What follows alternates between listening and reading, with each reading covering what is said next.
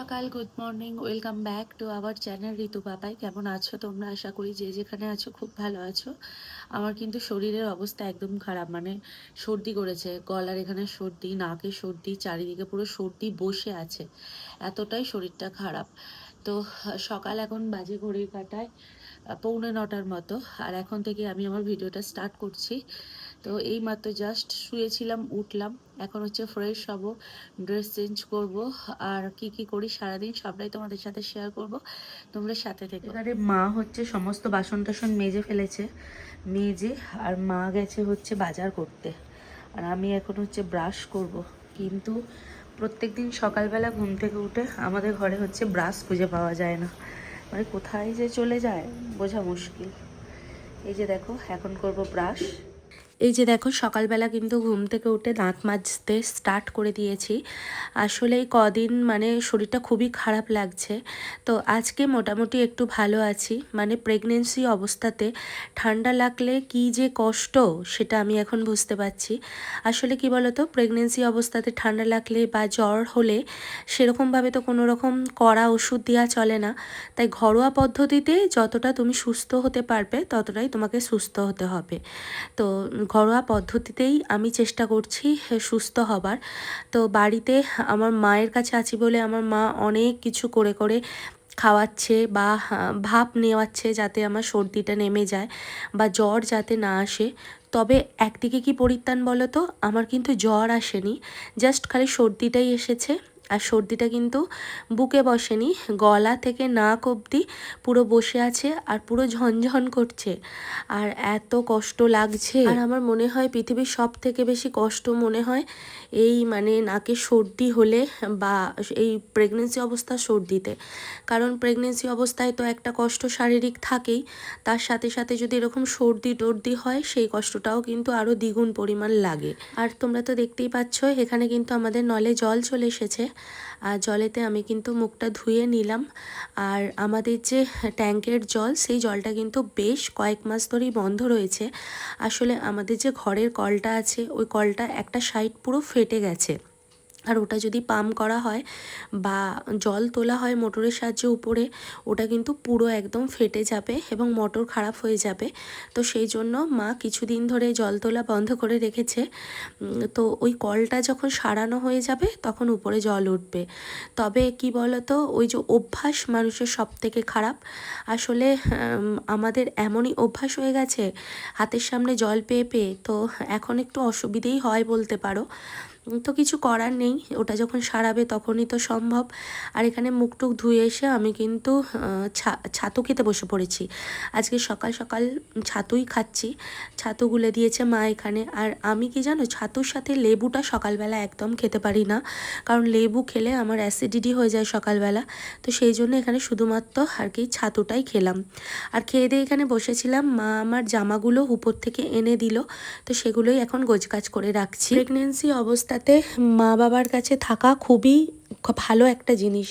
হ্যাঁ, যতই শ্বশুরবাড়ির লোকজনেরা আপন হোক না কেন, তারা তোমাকে যতই ভালোবাসুক না কেন, বা তাদের সঙ্গে তোমার বন্ডিং যতটাই সুন্দর হোক না কেন, বা তোমার মায়ের বাড়িতেও তুমি যতটাই বন্ডিং তাদের সাথে ভালো থাকুক বা তাদের সাথে সুন্দরভাবে কাটাও না কেন, এই প্রেগনেন্সি অবস্থাতে সবাই কিন্তু চায় তার হাজব্যান্ডকে কাছে। তো আমি তো আমার হাজব্যান্ডকে কাছে তোমাদেরকে আগেই জানিয়েছি যে আমি পাই না। তো প্রথম অবস্থা 3 মাস তো হাজব্যান্ডকে পেয়েছি, তারপর থেকে হাজব্যান্ড কিন্তু একবারের জন্য ছুটি পায়নি আর আসতেও পারেনি।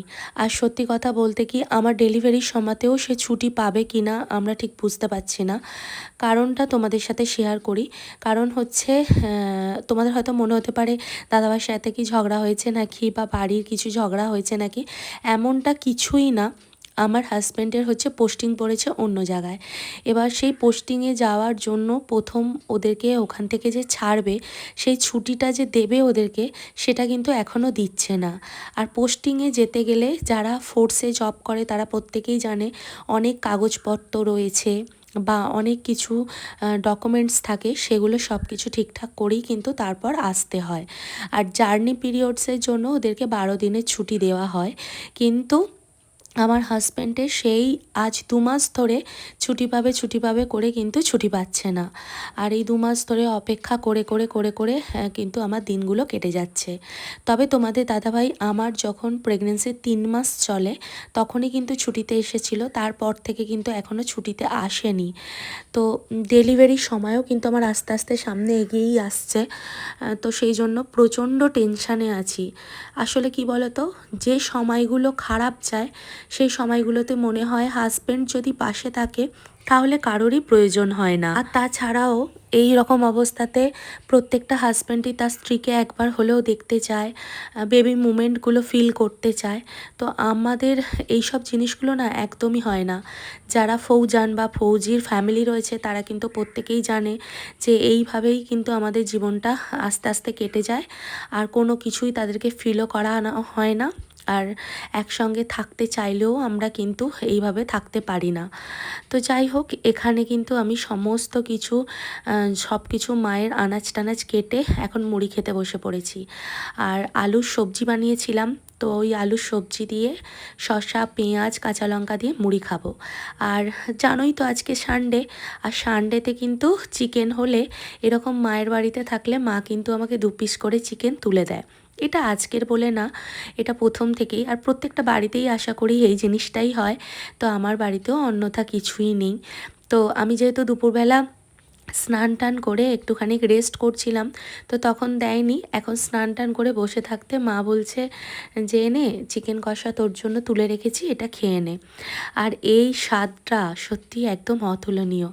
যেন আমি যখন বাড়িতে একা থাকতাম আমার তো প্রায় দিনই চিকেন হতো, কারণ আমি তো বাড়িতে একা থাকতাম আর 500, 700, 800 করে এরকম চিকেন নিয়ে আসতাম।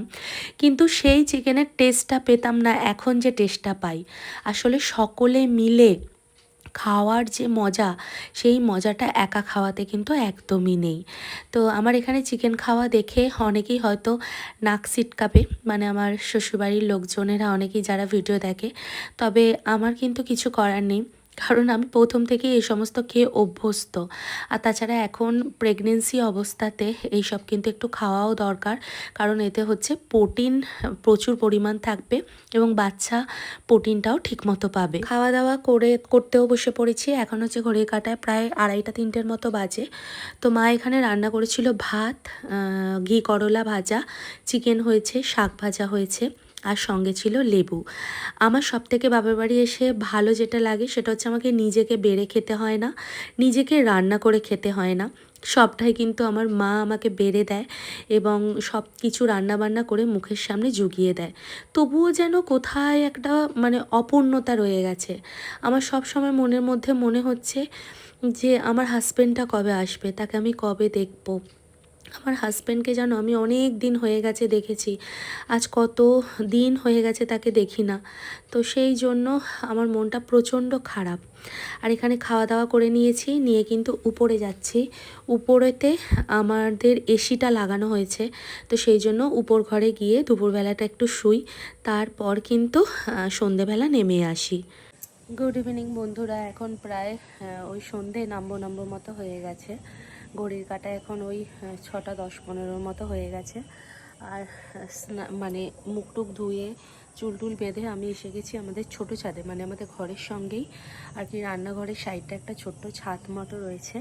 তো সেখানটাতেই আর কি বসে আছি, আর বসে বসে চারিপাশটা দেখছি, কারণ নিচে একটুকু দিচ্ছে না হাওয়া। তো সেই জন্য উপরটাতে এসে বসে বসে হাওয়া খাচ্ছি। আর তোমাদেরকে দেখাই আমাদের পেঁপে গাছে কত পেঁপে ধরেছে। এই যে দেখো কত পেঁপে ধরেছে, দেখেছো? এই যে এইখানে ডালটাতে পেঁপে ধরেছে, আবার ওই যে উপরে ধরেছে, আবার ওই যে উপরে ধরেছে। এই যে দেখতে পেয়েছো কত পেঁপে গাছে পেঁপে ধরেছে।